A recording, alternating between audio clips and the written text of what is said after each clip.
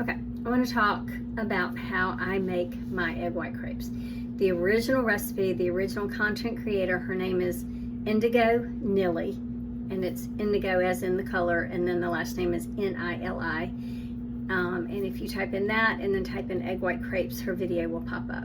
So the recipe that I use is the exact same one she uses, which is egg whites and beef gelatin powder. You can buy the egg whites in the carton and just use it that way, or you can use eggs and just separate the egg whites from the egg yolks. I prefer the latter. I have used them from the carton, but I just feel like they come out better when I use fresh egg whites. But again, it's whatever you want to do. When I make these, I do use bacon grease in the bottom of the pan. I've used butter before, but I go through so much butter that for me, economically, it just made more sense to use the bacon grease.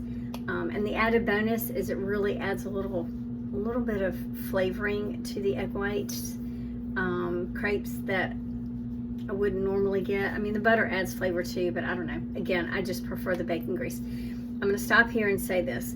You can purchase these in the store. The brand name is Egg White Wraps. I think they're, in my area, they're around $5 for 6 wraps. So if you don't have the time to bake them, but you want to use them, that is another option. Okay, so let me get back to how I make them. I use a cast iron pan. I think this is about an 8-inch pan. I use 2 different pans. I use this cast iron pan, but I also have a ceramic pan that I use. I turn my stove on to about 8, so it's not as hot, like all the way hot, but it's pretty warm. Let the bacon grease melt and get kind of, I don't know, where it's kind of popping a little bit, and then I will take my mixture of the egg whites and the gelatin. So again, for a dozen eggs, I add a tablespoon of gelatin. I use an emulsifier to mix the gelatin in really well.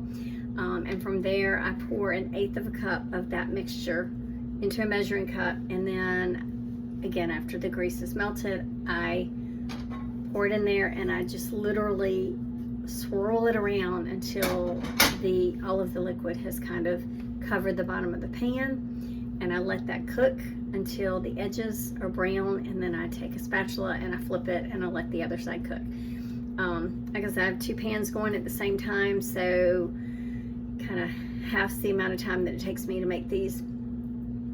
And then once they're made, they look like this. They're super thin. Now, you can use more than 1/8 of a cup if you want them a little bit thicker. I personally just prefer them thin. To me, when they're thicker, they're a little too eggy, and I'm not a fan of that. And so after I've cooked them, I'll put them on a plate like this, stick them in the refrigerator, let them cool down, and then once they're cool, I will put each one in like a sandwich bag and seal it up and pop it in the freezer. And then when I'm ready to eat them, I will take that out of the freezer, pop it in my air fryer at 400 degrees for 5 minutes, and just let them, it thaws and then it crisps it up a little bit. And I use these for all sorts of things. I use them just alone. I'll top them with butter. Sometimes I'll top them with cheese. Sometimes I will use them to make little pizzas. So if I'm making like a personal size pizza, I may do 3 or 4 of these and again crisp them up and then add the pizza sauce and some cheese and maybe some pepperoni on top of it and use that as a meal.